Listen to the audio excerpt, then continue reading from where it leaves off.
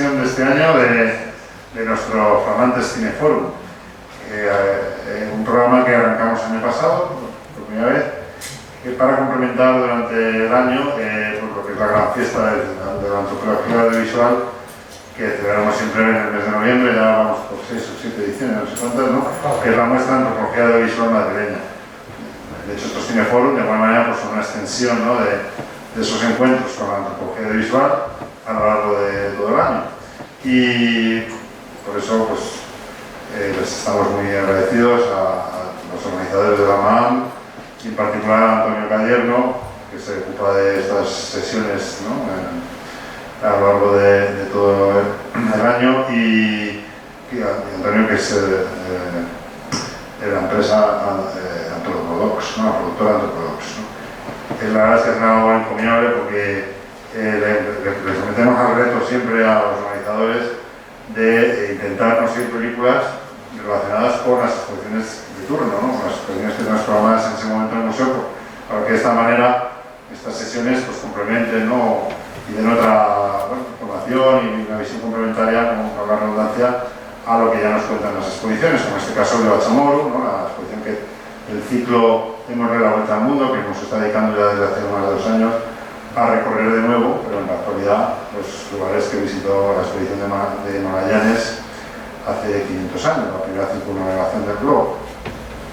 Y por ejemplo, en este caso es un verdadero reto, ¿no?, conseguir algunas películas de calidad, pues, de ese pequeño archipiélago, ¿no?, que obviamente pues, su extensión y su peso, ¿no?, en todos los niveles, pues no tiene una producción, ¿no?, donde como en otros lugares donde podríamos haber elegido muchísimas películas, ¿no? Así que, Antonio, muchas gracias, sabemos que es un gran esfuerzo y te estamos muy agradecidos. Nada más, bueno, simplemente le queríamos subir aquí, aparte para reconocer su trabajo, cosa que me parece que es de rigor y una obligación por nuestra parte. Ya enseguida le doy la palabra a él, que sí que sabe de antropología visual, para pedir disculpas por el desarreglo de este escenario, de estrado. Hemos echado para un lado estas mesas, pero es simplemente, para que sepáis, lo que se está celebrando aquí, hoy no, claro, porque teníamos el Cineforum mañana, durante los últimos meses y mañana los próximos meses, mañana y tarde, de manera muy intensiva, las lecturas de la moción para acceso a los acompañantes de museos, que es uno de los cuerpos de funcionarios que trabajamos en los museos, en mi caso, y entonces, pues, hoy les hemos dicho que esta tarde no tuviera sesión, ¿no?, para poder hacer lugar a Cineforum, pero bueno, eso, tienen ahí hasta la botella de agua. Pero bueno, como mañana vuelven, pues no lo hemos querido tocar mucho, ¿no?, y nada, simplemente pediros disculpas porque hay un poco de desorden, que están las cosas muy bien preparadas, pero bueno, como enseguida vamos a apagar las luces, ¿no?, de esta sala de cine, por una tarde que son nuestros salón de actos, y vamos a fijar nuestra atención en las maravillosas películas que ha seleccionado Antonio y que además nos traen, yo creo que muy bien el pulso de las, no voy a decir del conflicto, pero sí de la encrucijada identitaria que se cuenta en muchos de estos países y lugares, ¿no?, donde la herencia colonial ha sido muy fuerte, hay una nueva búsqueda de valores en sus propias raíces indígenas, ¿no?, pero sin, claro, por otro lado, poder entrar en total contradicción con la herencia colonial, en este caso española y estadounidense, ¿no?, en el caso de Guam, ¿no? En el caso de las Marianas del Norte, en cambio, también se han cruzado otros imperios, otras influencias culturales, como la alemana y la japonesa a lo largo del siglo XX. Nada más, era para daros unas pequeñas pinceladas de introducción al contexto de este cine, pero sobre el cine antropológico y documental de las Marianas, pues hablar con mucho más conocimiento. Antonio Cadierno, muchas gracias, Antonio. Muchas gracias, Fernando. Pues luego un poco seguir lo que ha comentado Fernando, ¿no? Llevamos un año con las fronteras del agua. Hemos viajado por los pueblos felinos, desde las Tierras de Fuego, pasando por Chile, Argentina, la isla de Pascua, por islas nuevas también que hay en el Pacífico, que son islas de plástico, y ahora aterrizamos en las Islas Marianas en la isla de Guam. Ha sido muy complicado encontrar documentales y archivos sobre la isla de Guam y las Islas Marianas, y se preguntarán por qué, ¿no? Cuando la isla de Chile o Filipinas hay mucho más información. Yo soy el delegado para España para el Consejo Mundial de Antropólogos Audiovisuales. Escribía a las universidades de Australia, de Nueva Zelanda, al propio Consejo Mundial, a las de Hawái, a la Universidad de Hawái, a la Universidad de Filipinas. ¿Sabéis? Tenían alguna producción hecha sobre las islas de Marianas o desde Guam, y curiosamente no hay nada, absolutamente nada, ¿no? Es raro que no haya una producción audiovisual. Entonces eso también denota una cosa muy curiosa y muy interesante: ¿por qué no hay nada de estas islas? Al principio España hizo una colonización totalmente empresarial. Realmente ha habido dos momentos en la historia de este archipiélago que ha hecho que se pierda toda la cultura. No fue tanto el pasaje de los españoles a nivel comercial, sino la llegada de un fraile, Fray Vitores, que, bueno, con su buena intención y su buena fe, pues estimó mucho la cultura que estaba asentada allí desde hacía 3.500 años. Ese fue un primer proceso. Y el segundo proceso fue la colonización de Estados Unidos, después de la Segunda Guerra Mundial. ¿Qué pasa? Que es que estas islas son un punto en el Pacífico estratégico, Midway, que las llaman, para controlar lo que es el área del Pacífico, y están militarizadas. Es un protectorado de Estados Unidos, con lo cual no puede entrar ninguna cámara, no puede entrar absolutamente nadie a documentar ni nada, porque está todo muy controlado, porque hacen muchas pruebas también militares, ¿no? ¿Qué pasa? Que una cosa que ha estado muy de moda en la segunda mitad del siglo XX en la antropología, que es de lo que ha vivido la antropología, ha sido los procesos de colonización y descolonización. Fue a partir de estos años 50 que muchos países recuperaron su estatus identitario y nacional, una vez que se fueron pues, todas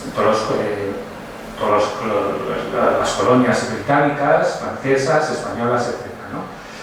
Entonces, ¿qué ha pasado? Que estas islas no han hecho el proceso de descolonización. Un país, cuando hace un proceso de descolonización, se va al colono, lo que hace es ir a la identidad primigenia o a la identidad anterior, reivindicarla, muchas veces reinventarla, y bueno, ya pues, se van los ingleses, se van y tal, y van buscando su propia identidad. ¿Qué pasa con estas islas? Que todavía no se han ido, siguen colonizadas. Todavía esta gente no ha podido escarbar, digamos, en la memoria histórica, que ha medio desaparecido, de la cultura chamorro. Pero es que la cultura chamorro tampoco es la cultura original, es la cultura que implantaron los españoles. Chamorro viene de México. O sea, también, cuando vemos el diccionario de la exposición que hay arriba, hay muchas palabras que están españolizadas, digamos, de esa zona de estos pueblos austronésicos, la zona, sí, austronesios, y cuando un pueblo todavía no ha hecho su proceso de descolonización y búsqueda de identidad, no hay una producción cultural. Ahí está el principal escollo y desafío para encontrar algo, ¿no? Pude encontrar, gracias a un instituto arqueológico en Oregón, en Estados Unidos, pues un documental arqueológico.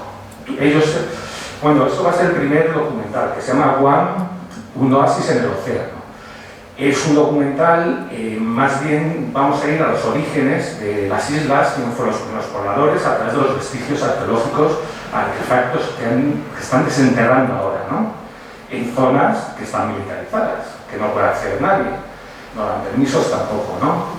El segundo documental es de una directora que lleva la guía de Guam, es muy buena directora, se llama Global Girl Travel, es mujer que viaja por el mundo, y ha hecho una búsqueda muy interesante a través de 3 generaciones de habitantes para recuperar lo que es la identidad, ¿no? Entonces, a través de temas de artefactos de la fabricación de canoas, de temas de cultura, la búsqueda de la medicina ancestral, porque claro, ellos tienen las plantas, pero no saben cómo las utilizaban antes de la colonización española, ¿no? ¿Qué deciros? El director de la primera película, Dale Havens, es un gran director y gran productor de documentales en realidad virtual. Ha ganado muchos premios en Venecia, en South East, Southwest, en Tribeca, en muchos otros festivales. Y luego, como tenemos un problema técnico con el streaming, que desde aquí, esto estará colgado mañana en la web durante 9 días. Y desde aquí comentar a toda la gente que lamentamos este problema, pero bueno, que ya a partir de mañana podrán estar. Entonces los directores no pueden entrar en directo para luego hacer el coloquio habitual que solemos hacer. Entonces, en este caso, uno de los directores me ha enviado un pequeño vídeo con unas pequeñas preguntas que le he hecho, 5 minutitos. La otra directora le ha enviado también un vídeo, pero no se puede proyectar porque es muy mala calidad, ¿no? Entonces vamos a ver primero un documental sobre arqueología e historia, realmente la historia que ha dejado el gobierno americano, que les ha pedido el gobierno de Guam hacer una producción audiovisual, y el segundo, pues un poco más ameno, más actual, más artístico, sobre los desafíos de la cultura chamorra de hoy en día, ¿no? ¿Y qué más? Nada, decirles que van las dos películas, luego va el vídeo que nos ha enviado el productor de la primera película, y nada, y ahí se termina la sesión de hoy, así que espero que la disfruten. Emplazarles a la siguiente, que será sobre las Filipinas o las Islas Molucas. Vamos a seguir por el Pacífico navegando, y también serán documentales maravillosos, espero. Pues muchas gracias por su presencia.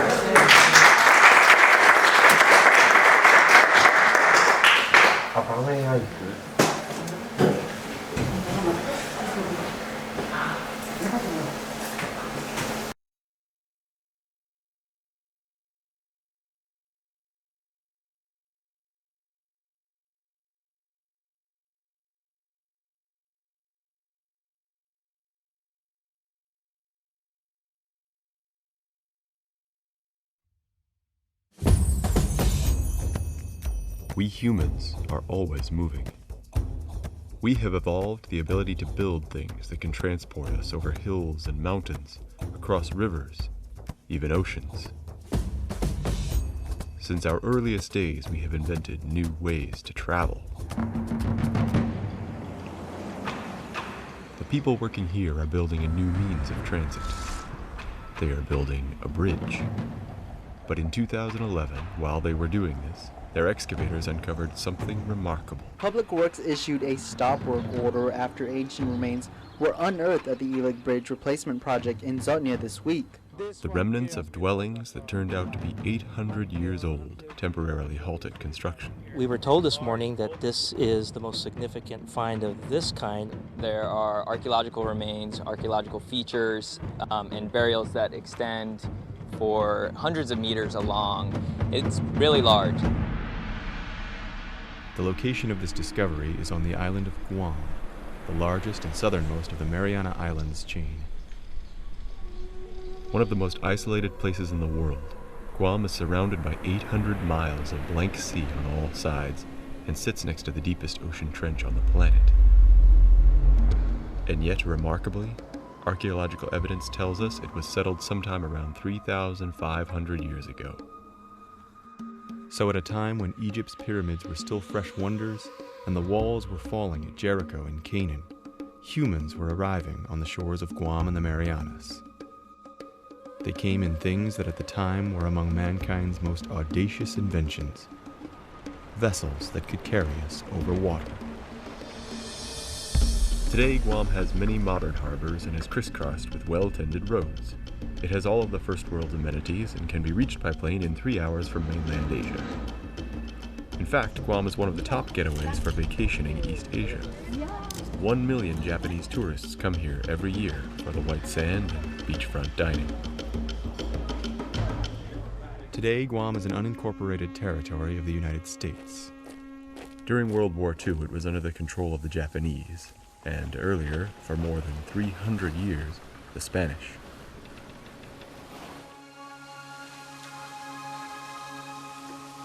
Our story begins in the time before the arrival of the first Westerners, which devastated the natives of Guam, as such encounters did for so many all over the world. I arrive on Guam along with Rick Pettigrew, the director of Archaeological Legacy Institute. Together we will explore the island's modern face and locate the relics of its past still standing.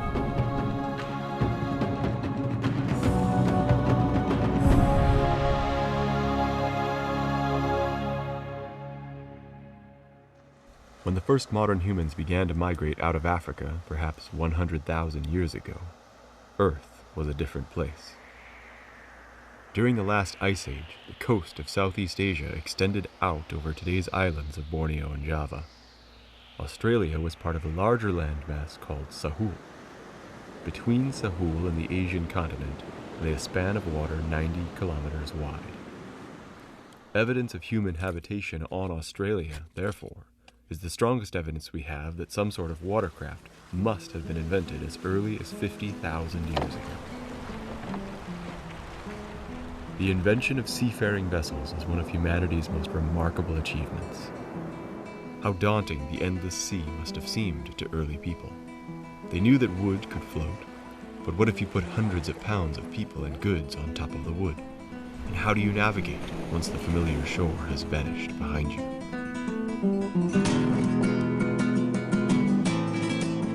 This is Guam as the first arrivals might have seen it. Lush, formidable, enticing.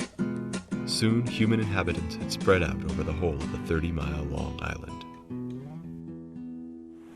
I think one of the most remarkable things about the Austronesians and the changes that they went through was their development of this boat technology. For the first time, they were able to sail across 1,500 miles of open ocean to isolated island chains such as the Marianas. This had never been done before in all of human history. The first migrants to the Marianas would have come from the Philippines or islands in eastern Indonesia, speaking an ancestral Austronesian language. They brought cultivated plants with them, including taro, yam, and banana. On the islands, they found coconut palms and breadfruit, and rounded out their diet with fish from the sea. They were also skilled pottery makers, as evidenced by the wealth of pottery fragments that archaeologists have unearthed throughout the Marianas. Guam is still home to the descendants of these first arrivals. Today, we know them as the Chamorros. Many of them still cherish their ancient seafaring traditions.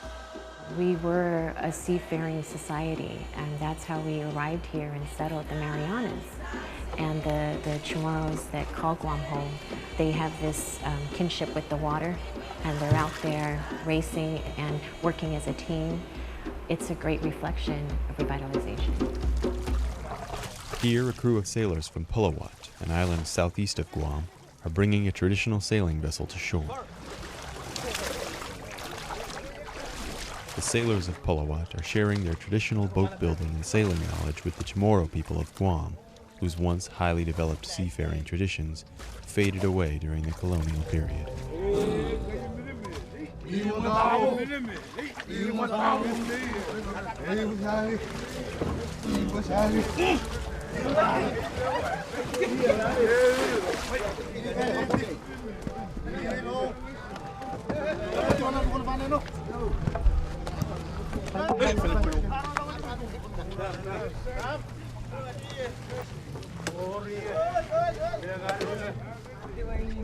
The people who came here 3,500 years ago were people who had a tremendous knowledge of the sea, who could navigate across great distances literally by stars, daylight path of the sun, and the swells, the different ocean swells.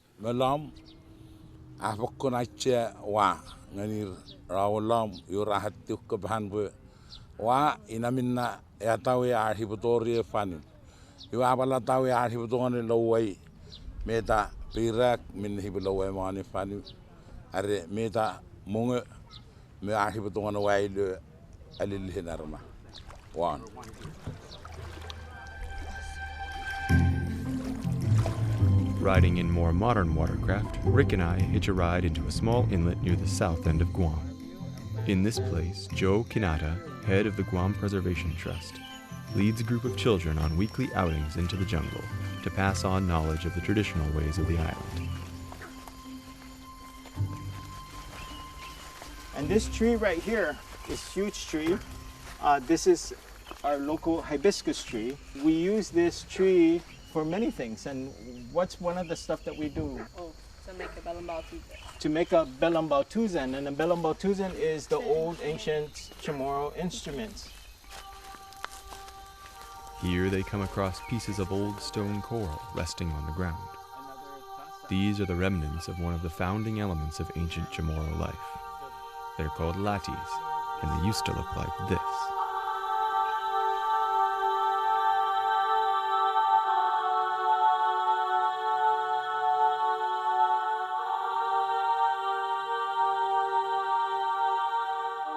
Latis first appeared on Guam about 1,000 years ago, coinciding with a second wave of migration from outside the Marianas.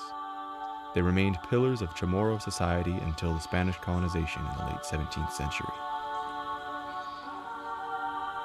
The Lati has two parts. The haligi is a tall rectangular support column set into the ground. It may be anywhere from a few feet high to over 6 feet. The tasa is a rounded half sphere, often made out of dried coral, balanced on top of the haligi, creating a flat top surface down the line of stones. These are distinctively and uniquely indigenous structures in Guam and the Marianas.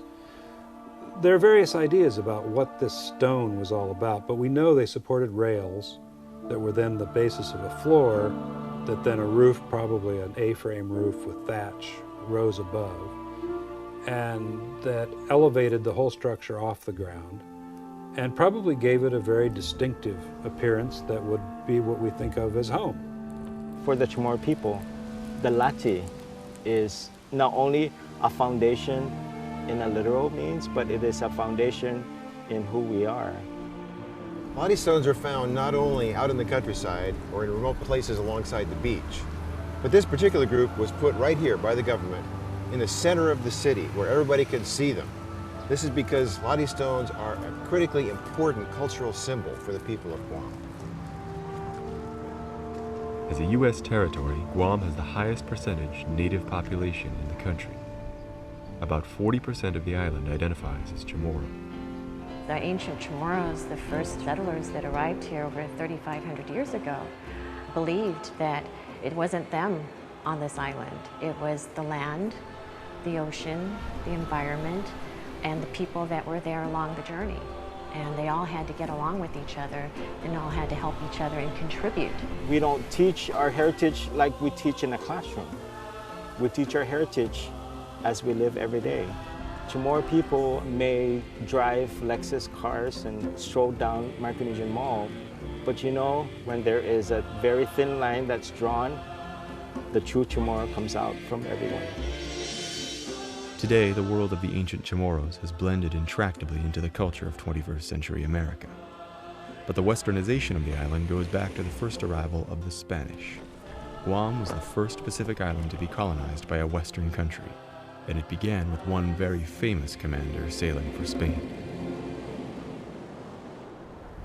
This place is very, very important in the history of Guam, because right here at Umatic Bay, Ferdinand Magellan and his small fleet made landfall after sailing for months across the open ocean. They went on in their voyage to other places, but ultimately Spain found it important to take control of this place and use it as a port of call between Mexico and the Philippines in the Trans-Pacific trade. The Spanish claimed the island for 333 years, 3 times as long as the United States has held it. To navigate over land, the Spanish and the Chamorros alike used a creature called the carabao, the island version of the Asian water buffalo. During the Spanish period, these beasts pulled carts like this one, laden with bananas and breadfruit from village to village. Today, carts like this are used to carry eager tourists, and people, including Rick and myself, travel in cars. This fusion of the bustling present and the island's complicated past often means development may collide with preservation efforts, as Rick and I discover at the Elig Bridge site. The site here became very active when there was some road improvement going on just uphill here. They started encountering cultural strata and multiple burials. Sandy Yee is one of the archaeologists working at Elig. We were called in to do some burial recovery, salvage, and recording, and it appeared that there were over 60 burials that were encountered. We discovered it was a village site with midden, which is like today's litter, showing that people had been here, they had dropped things, there were tools, there were trash pits, fire pits, and the burials dated from the Lati period back to the pre-Lati period. Another archaeologist here is Deborah Green. Typically on the island we find the hearths not only filled with charcoal but with what we call fire-cracked coral rock. and often there's a lot of it in there. This seems to be just a little stain here, maybe something really quick that may have been burned. This actually came from over in this corner, but what you're looking at is the typical Ladi period, very thick rim pottery sherd. This would have been the top of the rim here? Yes, this would have been the rim, okay. yeah. So this is really thick pot. Yes, it is. So what you're looking at is a possible house, one house feature here. Okay. Elig Bridge represents one of the essential struggles on Guam today. As this is a small island, there is scarcely a patch of land here that doesn't hold some archaeological treasures. Yet modern development must carry on. Guam's 180,000 current residents need infrastructure to live. When you look at the whole scheme of things, the cost of pre-investigating and saving the cultural material that is there is unbelievably important. Once that parking garage and hotel have gone up, you'll never get that information back, but it takes a small percentage of what the whole construction cost is. It's quite a wonderful thing when we can have it saved and have it in the museum for our children and grandchildren, and that you can't measure. The Elig Bridge archaeological site gives us a glimpse of the native Chamorro culture as it existed before Western contact. But in spite of the deep history revealed here, to many outsiders, Guam remains most famous for one particular 4-year period of history.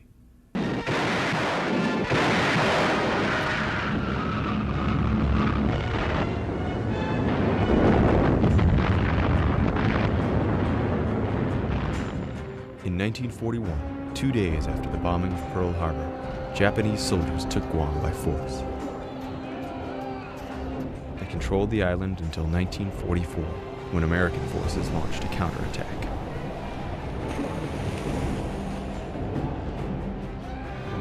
The war was harrowing not only for the American and Japanese soldiers, but for the Chamorro people, many of whom were taken from their homes and sent to camps deep in the jungle.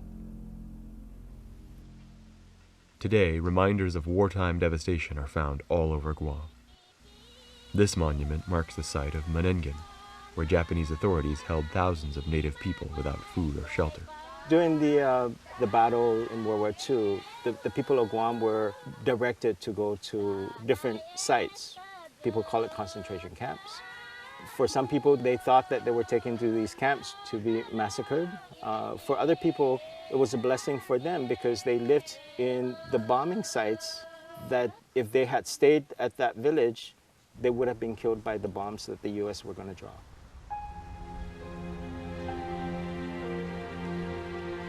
Elsewhere, we find idyllic fields like this one, where American soldiers took heavy fire as they swept in from beautiful sandy beaches like this one. No blood in the water today.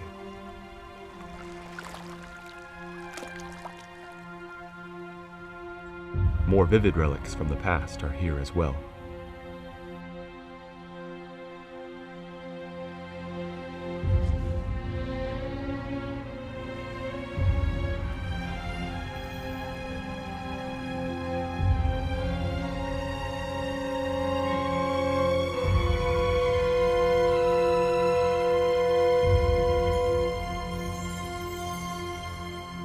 World War II profoundly changed Guam. In 1944, the U.S. military installed a base on the north end of the island.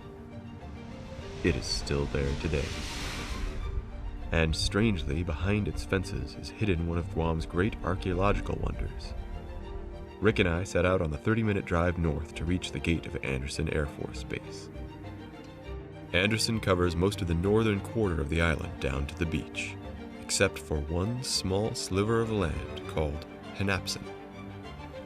The military land here reverts to private ownership, and we climb into a truck with Kin Flores, whose family has inhabited this place for generations. There is no developed road here. Only hardy vehicles can traverse this rocky shore. Soon we leave the beach for a jungle road. And here, hidden by the vines, lie the ruins of a Lati stone site, perfectly preserved, untouched by modernity.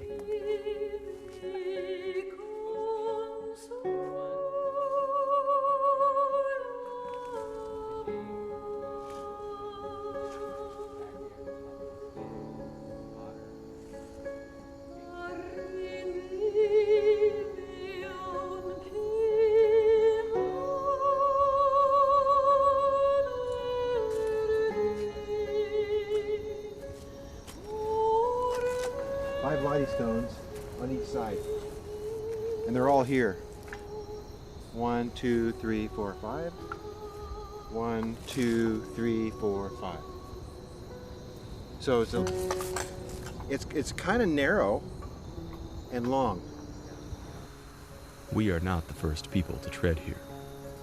Past visitors have gathered up small finds, such as potsherd and shells, and placed them on a fallen tassa. But the feeling here is this, that only these jungle plants stand between us and the ancient Chamorro builders. We can never know who propped up this stone, or who walked between these pillars.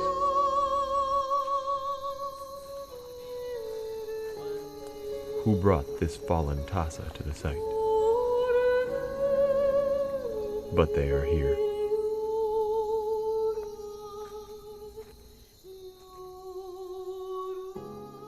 Before leaving Guam, Rick and I were honored to visit another site at the north of the island.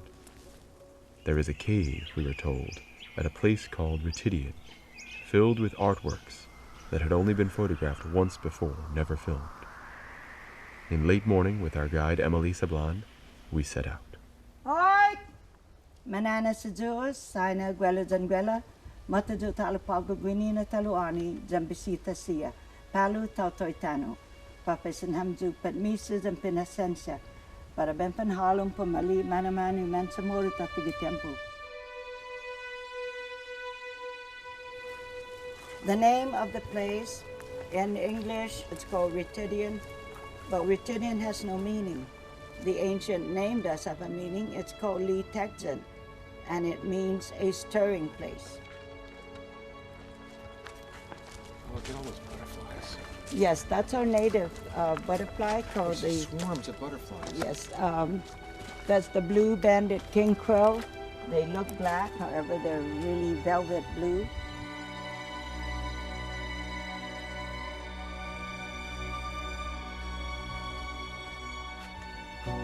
We arrive at the cave, known locally as the Gallery.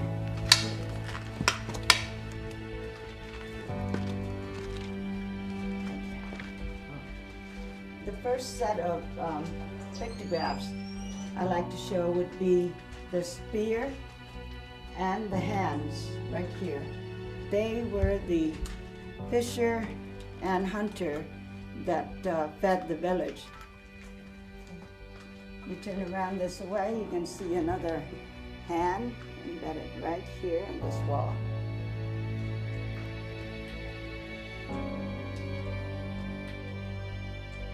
This up here could have been the tall sails of the early Spanish ships.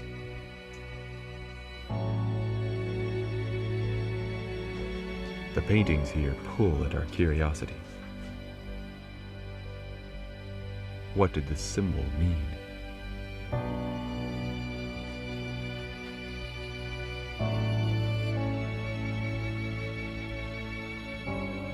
This diagram is thought to be a star chart representing a 13-month calendar. But no one knows for sure.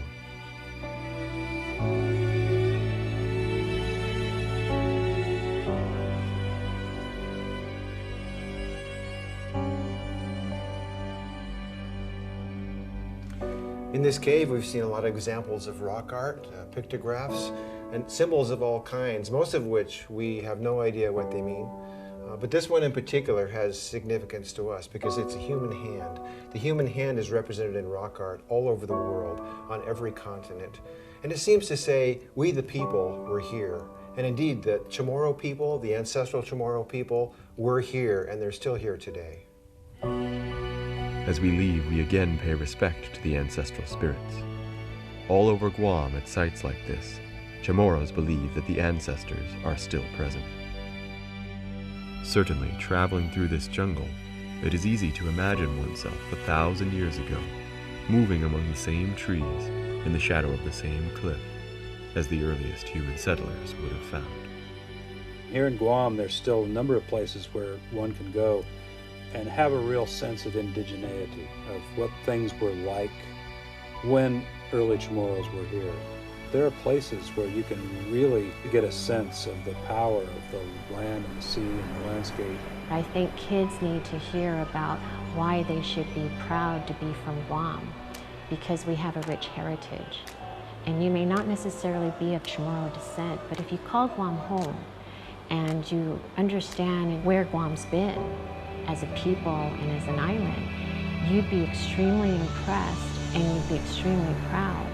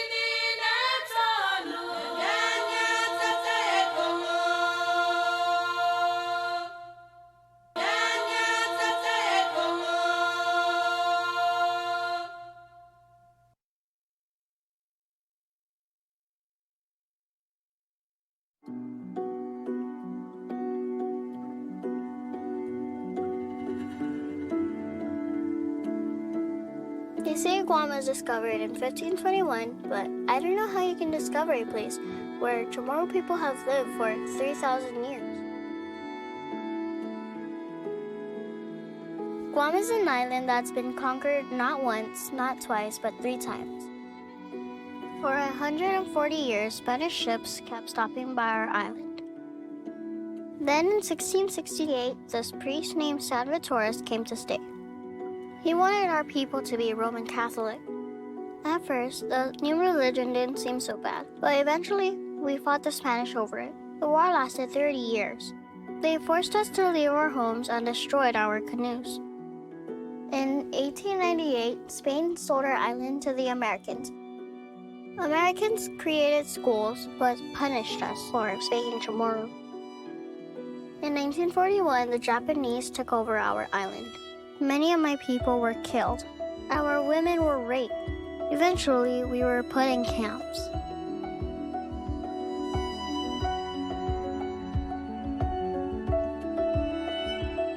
We waited for the Americans until 1944.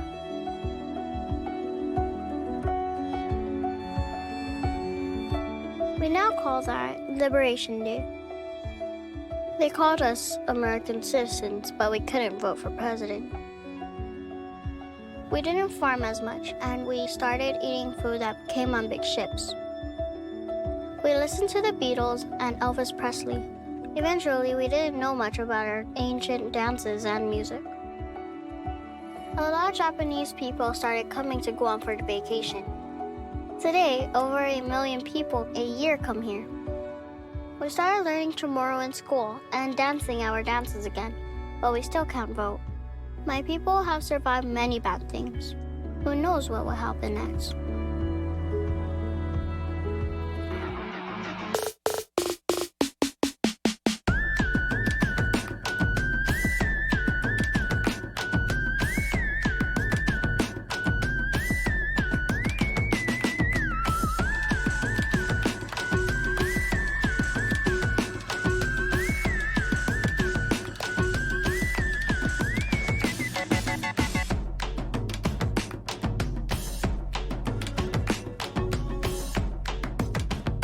Who are we? What is our identity? The United States has determined that we own Guam, we own Puerto Rico, we own American Samoa, we own the Virgin Islands, and so we also own the rights of the people who live there. For the most part, people are okay with sort of a complicated identity where you have all of these sort of loyalties, you have all these connections, you feel all of these things which may contradict in some ways, but in others, you know, you can sort of keep a sense, a coherent sense of reality. But there are sort of fundamental ways where that issue emerges, and you can't deny it anymore. We were this small island people who loved to party and fish and farm and sing and dance. But over there we have the United States, which invented freedom, and it's got bald eagles, and oh my goodness, internet, all of these fancy things. And so we looked at it and we're like, man, we should just give up who we are and become like them, and that's better, because they're so much better. Chamorros came to believe what they offered the world as being inferior, inadequate, as not meaning much. The problem that we face now is about sort of the lack of pride.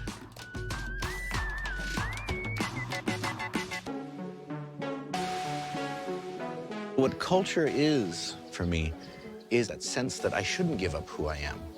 I shouldn't give up this land. I shouldn't give up this language.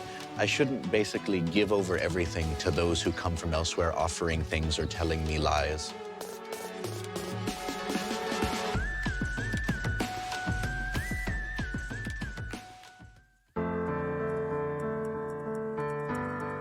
My name is Rana Faji. I'm 57 years old. I'm a builder. I build traditional canoes, and I teach the art of building and the art of sailing. One day I'd like to be a navigator, but anyways, that's down the road. The canoes, the navigation which they use to sail throughout the Marianas Islands, to the Caroline Islands, and even to Southeast Asia and the Philippines, many of those are destroyed. The Spanish try to lay the new foundation for Chamorro life. And the knowledge is not allowed to be passed on for fear that Chamorros will escape the Spanish control.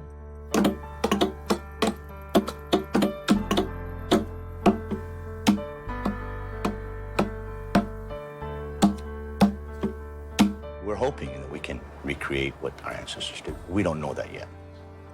It's still a mystery to us.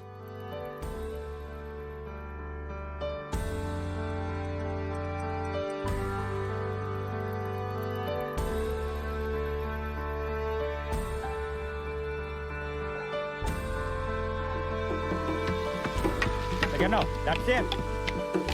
My name is Francisco B. Rabon, and I'm currently the master of Chamorro dance for the island of Guam. I was born of indigenous heritage, and as a child, there was never any introduction from my grandparents or any of the elders regarding our pre-contact dances that basically identify us as indigenous people. Most of the dances that were introduced to me were from the Western society.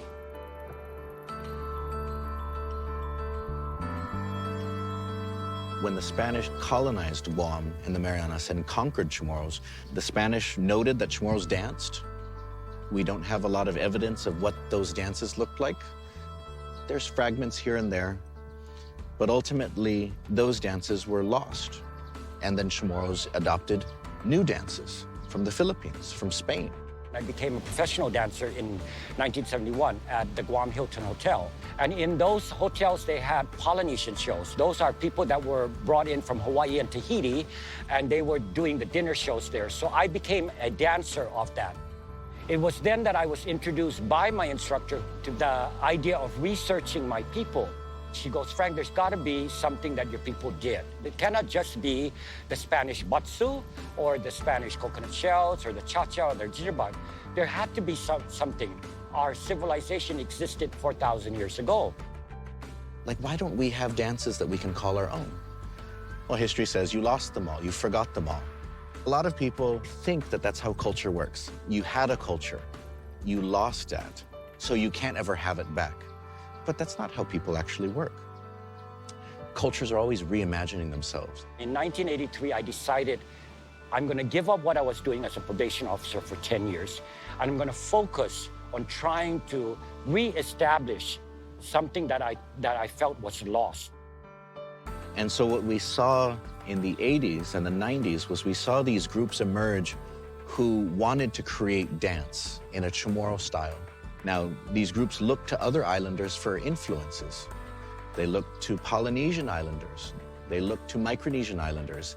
Some of them even looked to Taiwanese, native Taiwanese dance. But then they created what at first was largely rejected by society on Guam.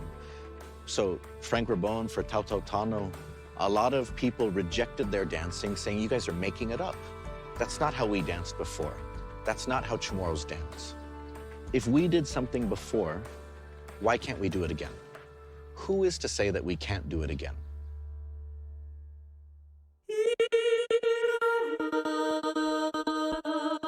I'm Audrey Mano, and I'm 18 years old. I just graduated from high school, and I want to be a naturopathic doctor, and I also would like to have my own farm. I want to grow the types of medicine that were traditionally used throughout the Chamorro culture for thousands of years, because I want to have the option to use natural medicine instead of going to the drugstore all the time. I really think that we would benefit from going back to simpler times. So all this here, even the hibiscus, it's a medicine. One thing that is very heartening to see today is that you have a group of healers who are trying to keep that traditional practice alive. What I'm trying to pass on is to teach, because now we're losing a lot of knowledge, the culture, and I want to bring back the culture by teaching you just a basic of how to heal your family, and then you pass it down to your kids. Surahanus were almost part of your family relationship. Your family went to these healers, and you didn't just go to another one, but it was part of that generational relationship that you have taken care of my family for this long. You know, we will take care of you. I'm 67. I don't have any diabetes, cholesterol. I go out and I eat my grass. I never use Western medicine. I only use mine. Very seldom I take medicine. Surahanus were very particular about not taking money. If I want to make money, I could start charging and make money, but that's not what I learned and what my ancestors teach me. You can see then in the Chamorro way there, it's not about this sort of, I have money, therefore I should have services. I have money, therefore I should be able to get what I want, which is that very capitalist sort of mentality. Money is the root of all evil. It could make you happy, could make you sad. You take this one here, if you have pink eye, and you have pink eye, you just squeeze it on your eye. In your eye? Yes. And it's like an eye drop. Oh, yeah. Try to get the juice out. There you go. Oh, yeah. It doesn't hurt. That's good. I brought it up to my grandpa that I want to get into agriculture, I want to farm, I want to open up this place. You know, I thought he would be supportive because he's the one growing up, his background is ranching, and that was what they did back then. But when I told him, you know, he just was really against it. He was saying, no, I don't want you to go to school for an agriculture degree. Why would you want to be a farmer? You know, I just wanted his support, but you know, even though he shut me down, I'm not gonna stop. Those healers are not just offering healthcare, but they're offering a view of the culture, a cultural sort of proposal saying, why don't you connect to each other not through money, but why don't you connect to each other through these reciprocal relationships, where then it's not so much that I pay you, you show up, and then you get out of my life, but where it's this lifelong generational connection. Just because one person said, don't do it, don't let that stop you. Go for it.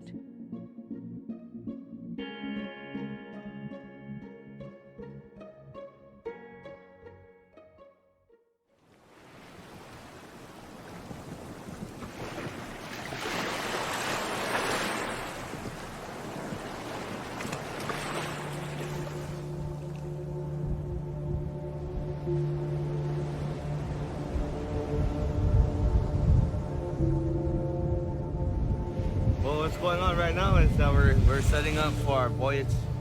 Super stoked, excited. It's my first long voyage. I feel like I've always been a part of something bigger than myself, bigger than my kid. He needs to know who we are, and this is who we are.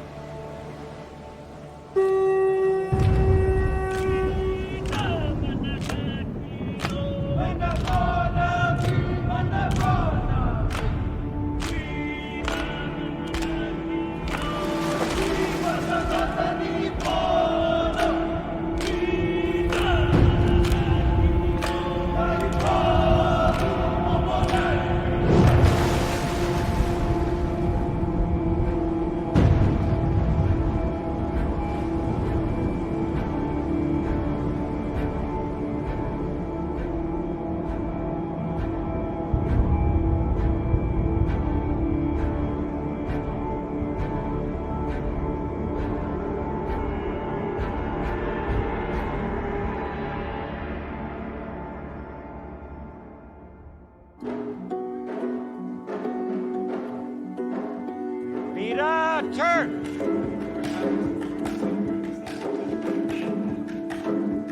Mona.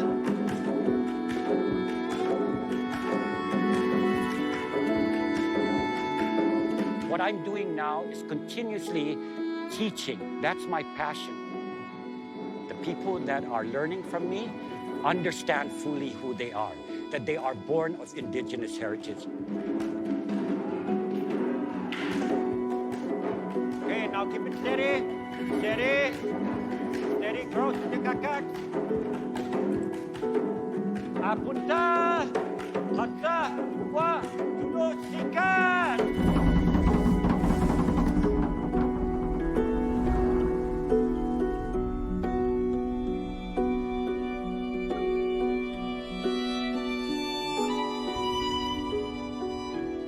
There are 200 and some Chamorro cultural dancers out there right now on Guam. I really hope one day that hotel industries or big organizations would give our Chamorro people the opportunity to be themselves. Why are we ashamed? Why do we not want to know who we truly are? That we are indigenous and we are important. You guys in the tourism industry, wake up and smell the coffee. You are misrepresenting us. You continuously promote Polynesia. So what's the problem here, Guam? What's wrong with this picture?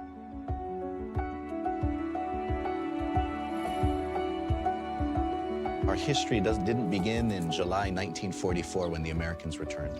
Our history didn't begin in 1898 when the Americans took us from the Spanish. It didn't begin in 1950 when we got citizenship through the Organic Act. It begins much earlier. So we shouldn't cheapen our sense of identity, our place in this world, by saying that being a part of the United States is all that we are, or we're just another minority in the United States, we're just another culture. We're much more than that. That's the reality of that idea that Guam is American soil, is that it was Chamorro soil for a lot longer. And even the idea that it is American soil is problematic because it's not a full, real part of the United States. It's a territory that the United States owns.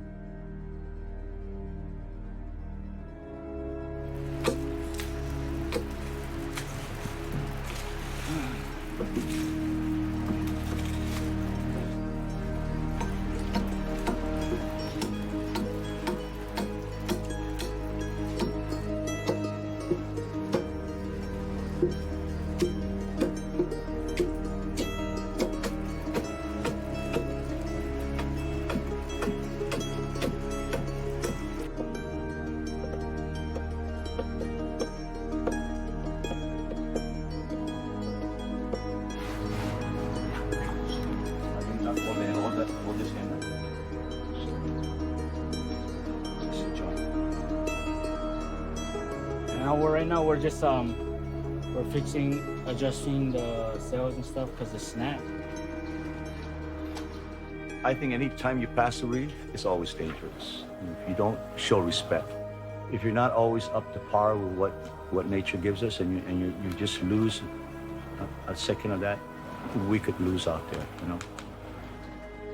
So I wish there was elders that can kind of guide me in some sense, saying, you can't attach this on to this because it might snap. But if this is the way we have to learn, then this is the way we're going to learn. I'm not going to stop. We're being driven by the spirits to continue on.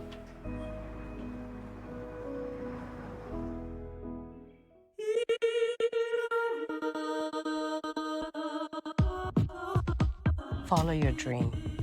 If this is what you want to do, go for it. It might take you a while, but just sit down and concentrate. Where can I get help to do this? Where can I get the seeds? Because the more you open to yourself, the more you talk to people too, they're willing to help you.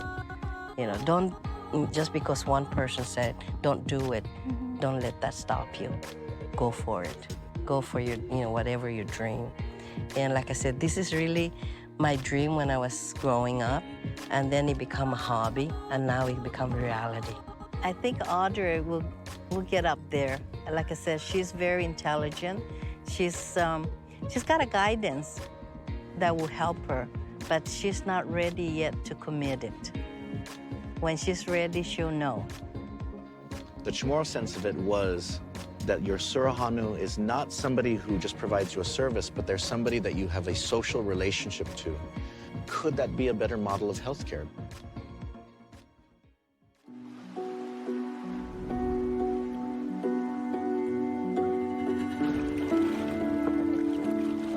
We're now just setting up to prepare to go sailing.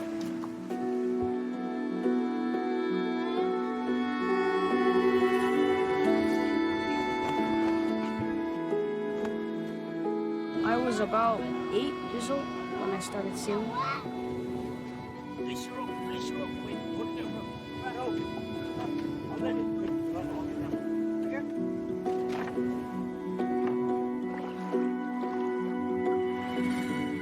My first time going off island, I was on a canoe, not on an airplane. The passion with the group we have is just outrageous. That's what's keeping me going. It's the drive that these guys have.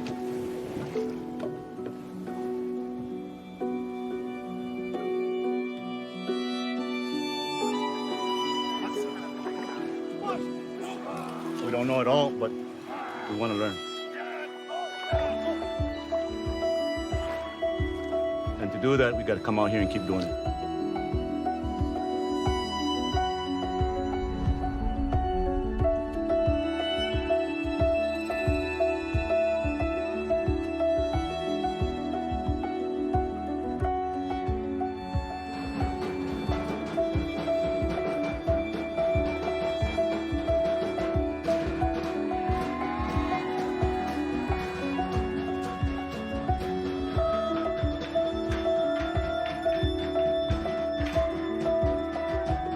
I will continue to teach till the day I die, because I want to make sure that the generation of Chamorros that are not born yet will have something to look forward to, because the people that I've taught will turn around and teach, and they will continue to teach, and the legacy will continue to go on. That's what I intend to leave for my people, the people that I'm very proud of, the Chamorro people of the Mariana Islands.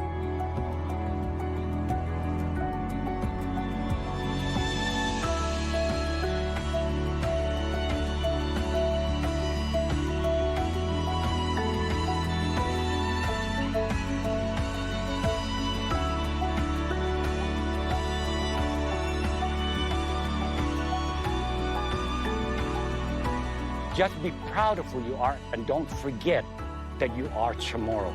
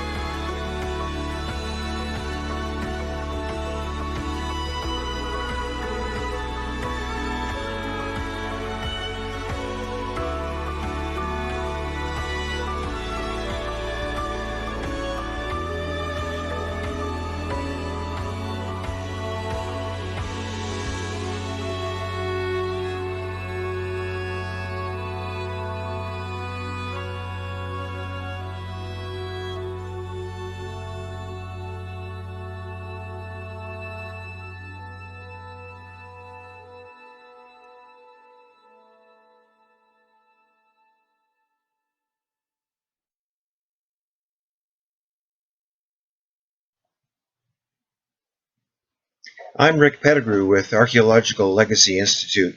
We're a nonprofit organization based in Eugene, Oregon, USA. And we made Guam the ocean oasis back in 2013. I was graciously invited to be with you by Antonio. Thank you very much for this opportunity to share our film with you. I'm going to answer some questions that Antonio put to me. First, why did we choose the topic? This film came about after a conversation I had with the Guam State Archaeologist in Memphis, Tennessee, at the annual meeting of the Society for American Archaeology in 2012. At that time, a highway project in Guam had encountered the remains of an ancient village site. The authorities in Guam and at the U.S. federal level wanted to make a documentary film about that project and the cultural history of Guam to inform the public. We're an organization devoted to telling the human story through media, so we were prepared to do this sort of work. About the origins of Chamorro culture. The Chamorro people of the Mariana Islands have a fascinating history.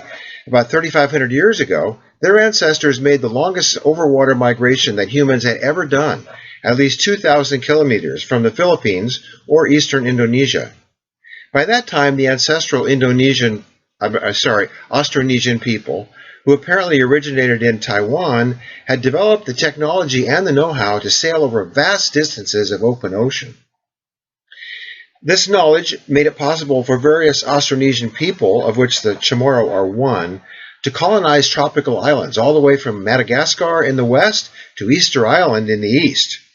The Chamorro lost important parts of their culture during colonization by Spain and then the United States, but they have a strong respect for their traditions and are working to recapture much of what they have lost. He asked what our principal discovery was. Well, we went there because of a discovery. The Ilig Bridge site, which brought us to Guam to make this film, was truly a major discovery. This was a big village site inhabited for a very long time, apparently beginning about 1,600 years ago. This site provided lots of information about the early lifeway of the Chamorro people. Now, where has the film been screened? We've submitted this film to film festivals in many parts of the world. These include Croatia, France, Germany, Guam, Iran, Italy, and Spain, as well as the mainland United States. It's among the film titles that our organization has listed for sale on Amazon. We're in the process of preparing the film to be included in our own subscription video on demand platform, Heritage Broadcasting Service, which people can find online at heritagetac.org. About making the film. I traveled to Guam in 2013 with our film director, Teal Greyhavens. We had only about 5.5 days to meet with our key partners there to determine the shooting locations, and then travel all over the island to capture our footage. We worked every day from early morning into the night, spending evenings copying video files and logging footage. We teamed up with our local Chamorro co-producer, Raf Unpinko, who helped us a great deal with contacts, logistics, and the filming. One of our greatest days was when we traveled by boat to a remote bay that was inaccessible by road, where young people were learning about their ancestral Chamorro culture. Another fascinating time was when we drove out to a narrow strip of the coastline, separated from the rest of the island by a huge U.S. Air Force base, to visit the very welcoming Chamorro people who have been living on that land since the time before Spanish arrived. We were almost barred from the place by the U.S. military guards, who were worried about our cameras, but we managed to convince them that we were filmmakers and not some kind of spies.